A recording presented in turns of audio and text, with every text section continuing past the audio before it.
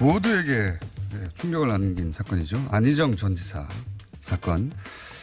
이제는 이제 형사적인 관점에서 이 사안이 어떻게 진행될 것인가 이야기가 많습니다. 법인 동안의 이정열 전 판사님 나오셨습니다. 네.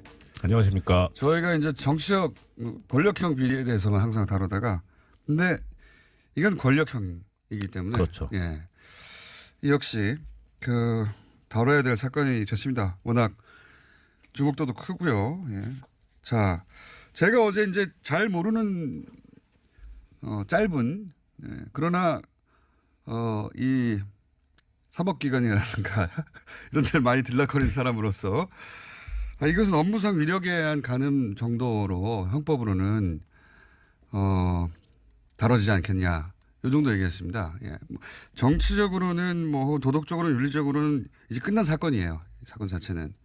이제 앞으로 남아서 진행될 이야기들은 그러면 민사적으로 형사적으로 뭐 이런 얘기가 나올 텐데 우선 이게 맞습니까? 현재 주어질 수 있는 혐의가 업무상 위력에 의한 간음? 그렇죠. 공장장님께서 정확하게 항상 말씀하시잖아요. 그러니까 비교적 그렇습니다. 네. 저는 아주 그러신 것 같습니다. 그렇죠. 아주 정확하게. 예, 발음만 빼고 대부분 정합니다. 예. 그 언론에서나 뭐 일부 어디서 이제 위계에 의한 것이 이제 중점이다라는 식으로 얘기는 나오는데, 그러니까 위력, 위계 이게 다 어려운 한자말이어서. 그렇죠.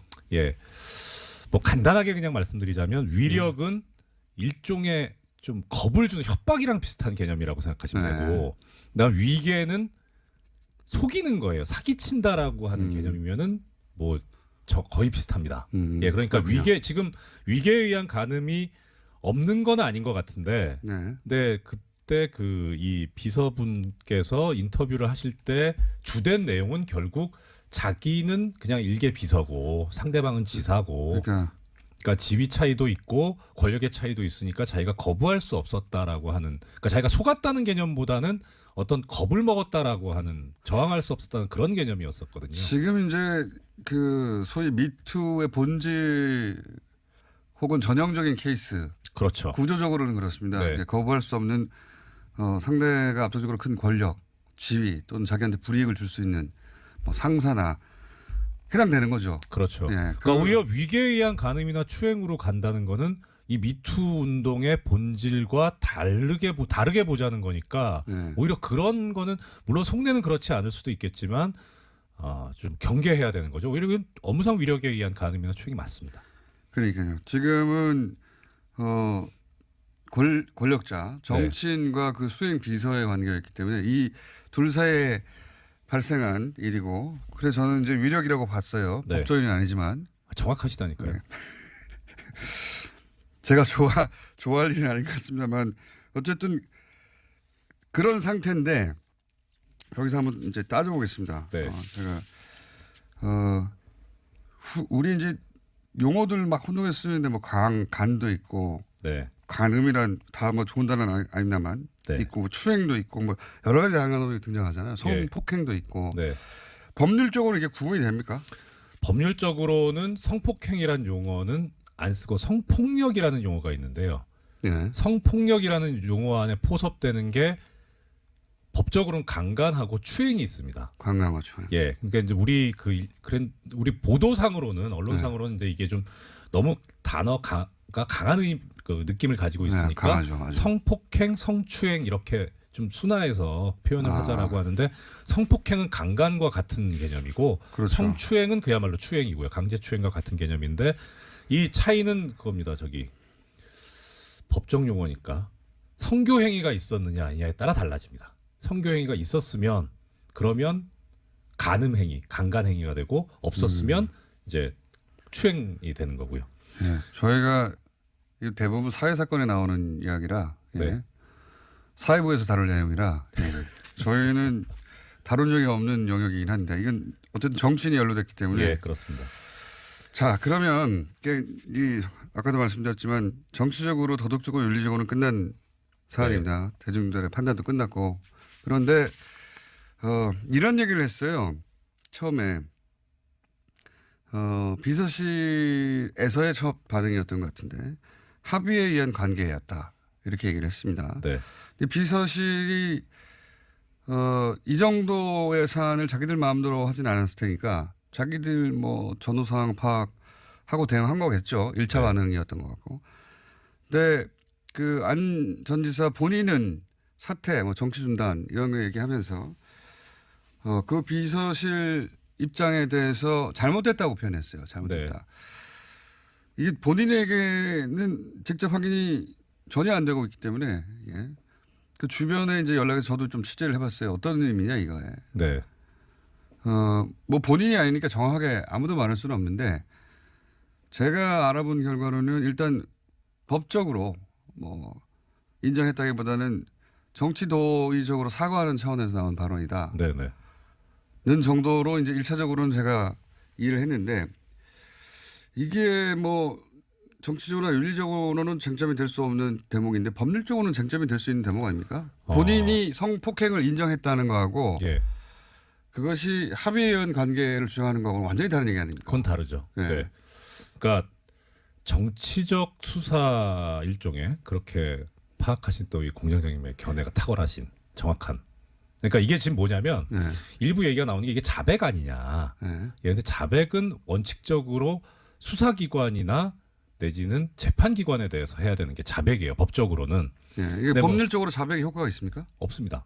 다만 예, 네. 그러니까 요건이 두 개가 있는데 하나는 수사기관이나 저 재판기관에 대해서 해야 된다는 그런 요건이 있고 또 하나는 뭐 자기의 어떤 생각이나 이야기를 다른 글이나 서면으로 나타내는 것도 그런 것도 나중에 자백의 효과가 있는 부분도 있긴 한데 네. 그게 자백의 효과가 있으려면 대체로 범죄 사실과 유사한 어느 정도 근접한 정도의 사실관계가 나타나 있어야 됩니다. 전후 사실관계를 적시하고 이거에 예. 대해서 내가 인정한다. 그렇죠. 그러니까 지금 이 얘기는 뭐냐면 비서실에서 합의에 의한 관계라고 했는데 그건 잘못됐다라고 하는 거는 뒤집어서 표현하면 합의가 없었다는 얘기 정도는 되잖아요. 네. 그러니까 합의가 없었고 어떤 강제력이 있었구나라고 하는 일종의 정황 증거로서는 효력이 되지만 이거 완전 성폭행이네. 뭐 완전 인정했네. 이렇게 자백으로까지 볼 수는 없는 거죠. 법률적 자백으로는 아니다. 네. 왜냐하면 지금은 정치적인 어떤 효과나 정치적 파장 정도만 논의되는데 이게 머지않아 이제 직접 고소가 이루어졌지 않습니까? 네. 예. 이게 머지않아 후토라인에 서게 돼 있어요. 당연히 원하든 원하지 않든. 그러면 그 다음 공방은 법적인 공방 아닙니까? 그렇죠. 예. 그때까지 계속해서 이런 이야기들이 따라갈 텐데 이런 현재 법률적인 부분에서 이렇게 쟁점이 될 수 있냐 저는 궁금했었고. 예. 예. 저도 뭐 보기에 뭐 공장장님 생각을 따라가는 것이긴 합니다만 예. 상당히 좀 고도의 어떤 생각이 있었다고 드는 게 예. 그러니까 어차피 이게 합의에 의한 관계라고 해도 예. 본인으로서는 이제 불륜 셈이 되니까 정치적으로는 끝난 거. 도덕적, 그러니까, 예. 윤리적, 정치적으로는 이렇게 하나 저렇게 하나 끝난 그렇죠. 건 똑같아요. 그러니까 예. 굳이 지금 이 타이밍에서 법적인 걸 다투려고 나설 필요는 없지 않았을까. 그런 정신은 없었을 거라고 봅니다. 그런 계산과 정신이 있었던 상황은 아닌 것 같고 그냥 다 끝났다. 예, 다 그렇죠. 끝났는데 뭘 세세하게 구분하느냐 이 정도의 상황이었던 것 같긴 한데 제가 이제 좀 취재를 해보니까 그렇긴 한데 그런데 이게 법률적으로 어떻게 되느냐 그건 이해했고요. 법률적으로 자백으로까지 받아들이지 않는다. 네. 자 이제 이게 개인들의 차원으로 넘어가 보죠. 개인들 이 그 뭐 위력이나 위계 그러니까 네. 소위 직장 내에서의 상하 관계라든가 네. 뭐 지금 또 국회에서 또 그 보좌관 비서관하고 의원 간의 관계에서 나오고 이 상하 관계는 사실 모든 조직에 다 있잖아요. 그렇죠. 예. 네. 그 뭘 주의해야 됩니까? 사실은 그 남성 일반 그러니까 정치판에 있던 아니면 예. 어느 판에 있던 이게 여야를 떠나서 사실은 이게 남성 일반한테 그 경각심을 주고 나 스스로 주의하게 만드는 면이 있어요. 기본적으로 다. 그 뭐 공장장님께서 그렇게 표현하셨습니다만 주의한다기보다 예. 그냥 하면 안 돼요. 그렇죠. 예, 그렇죠. 그러니까 그런 부분을 예. 근데 제가, 상하 관계에도 연애는 있어요. 제 말은. 그렇죠. 예. 그러니까 제가 이제 이거와 관련된 그런 판례를 그냥 소개를 해드릴게요. 예. 표현을 주의해야 됩니다. 예. 그래서 표현을 주의. 예. 제 말은 무슨 말씀인지 상하 관계에도 연애는 있거든요. 네. 그러니까 그러면 지금 평직원끼리만 연애하는 건 아니잖아요. 예. 그런 의미인데. 그러니까 아까 처음에 공장장님께서 말씀 주셨는데 강간과 업무상 위력에 의한 간음이 어떻게 다른 건가라는 이제 문제가 제기될 수 있거든요. 네. 강간은 아시다시피 폭행 또는 협박을 해가지고 한 거를 저항을 피해자로 하여금 저항을 완전히 그냥 못하게 해버리거나 아니면 현저히 곤란하게 그런 상태까지 빠지게 해야 되는 게 그렇게 돼 있어요. 현저히 곤란하다. 이거 좀 근데 어려운 표현이에요. 어려운 표현인데 이거랑 대비해 보시면 돼요. 그러니까 이 업무상 위력에 의한 간음은 업무상 위력은 이 강간에 있어서의 강제보다 훨씬 다운돼 있습니다. 그렇군요. 강도가 약해요. 그래서 어떻게 표현하고 있냐면 판례에서는 이때 이 위력이라고 하는 거는 그냥 자유 의사를 억압하기에 충분한 정도면 된다. 아, 이게 그거군요. 이게 소위 이제 자유 의사. 그러니까 완전히 그 자신이 자신의 의지로 결정을 하는 게 아니라 거기에 영향을 미칠 정도의 지위나 압력, 그게 뭐 무언이든. 그 판례를 그대로 얘기하시네요. 그래요? 네, 요 그렇게 나와 있습니다. 유형적이든 무형적이든 묻지 않고 폭행 협박뿐만 아니라 사회적, 경제적, 정치적인 지위나 권세를 이용하는 것도 가능하다. 아하. 판례 이렇게 나와 있습니다. 이미 그렇게 나와 있군요. 예. 그러니까 지금 이제 사람들이 오해하기를 아니 내가 팔을 끌어당겼어. 네. 아니면 내가 뭐 때렸어. 네. 라고 하는 것으로 피해질 수 있는 게 아니라는 거죠. 그렇죠. 예. 그러니까 이번 그 사안에서도 그 피해자분이 그렇게 얘기하셨잖아요. 저분은 지사고 나는 비서에 불과하기 때문에 내가 어떻게 할 수 없는 상황이었다라고 하는 게 이 판례하고 맞아요. 그렇군요. 정확하게 이 판례가 맞는 거군요. 예. 전형적인 미투에 해당되는. 그렇습니다. 모르겠습니다. 재판정에서 또 다른 얘기가 나올지는 모르겠으나 지금 현재 이 사건은 정확하게 미투에 해당되는 사건. 네. 법조에 가면 이런 사건은 또 다른 얘기가 나오긴 하긴 했었습니다. 과거에 사례를 보자면. 근데 지금은 그런 얘기 할 필요가 없는 거고요. 그렇죠. 이게 그러니까 팔을 당겼다. 네. 뭐 때렸다. 네. 막 폭력을 가해서 억지로 뭐 목을 졸랐다. 뭐 이런 것까지 안 가도 된다는 내가 때렸어. 아니면 뭐 그렇죠. 폭력을 썼어. 강제로 했어. 이 말은 해당되지 않는다는 겁니다. 이 사안에. 그렇죠. 그거 굉장히 명심해야 될 사안. 그러니까 그냥 뭐라고 표현해야 되죠? 이상 야릇한 내가 만약에 던졌는데 내가 그 말을 듣지 않을 경우 내가 예를 들어서 월급이 절반으로 떨어진다든가 그렇죠. 해고가 될 수 있다. 해고가 된다든가 아니면 뭐 인사고과에서 불이익을 받을 수 있다든가. 그 점을 이용한 그렇죠. 그걸 위력이라고 표현한 거죠. 그리고 여기에 판례가 하나 더 추가하고 있는 건 이겁니다. 현실적으로 피해자의 자유의사가 억압될 것임을 요하는 것도 아니다. 그러니까 현실적으로 겁을 먹지 않아도 돼요. 그냥 그런 지위에만 있으면 그렇게 되는 거예요. 이거 진짜 어렵네요. 아니, 두 번째 앞에까지 이해했는데 두 번째 현실적으로 피해자 겁을 안 먹어도 된다는 거예요. 그냥 그 지위에만 있으면 돼요.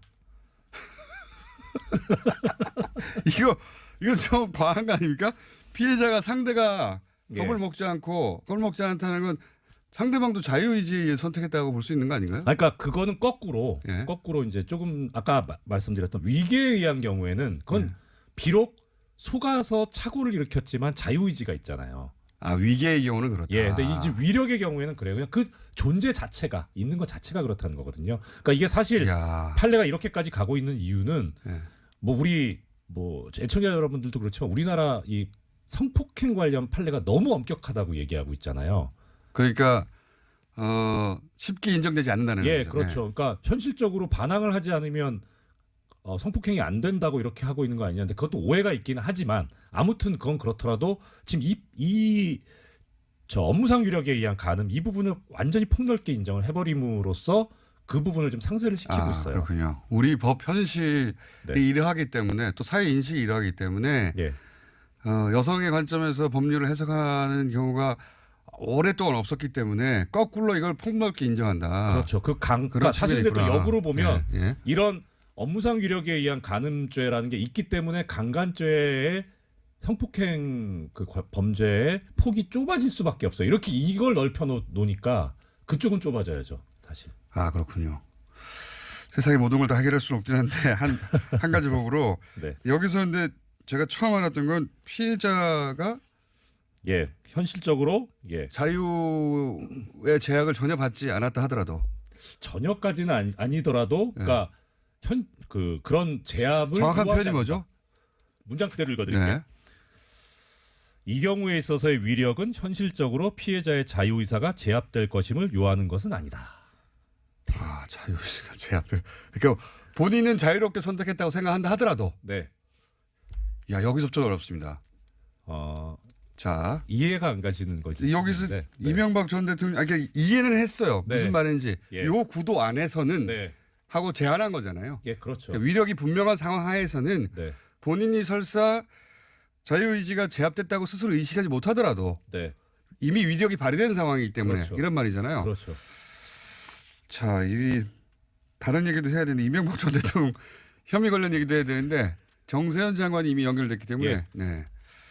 일단 여기서 끝내고 다시 한번 해야 될 것 같습니다. 네. 이명박 전 대통령 혐의는 내일은 모레 다루겠습니다. 여기까지 하겠습니다. 이정효 전 판사였습니다. 네, 고맙습니다.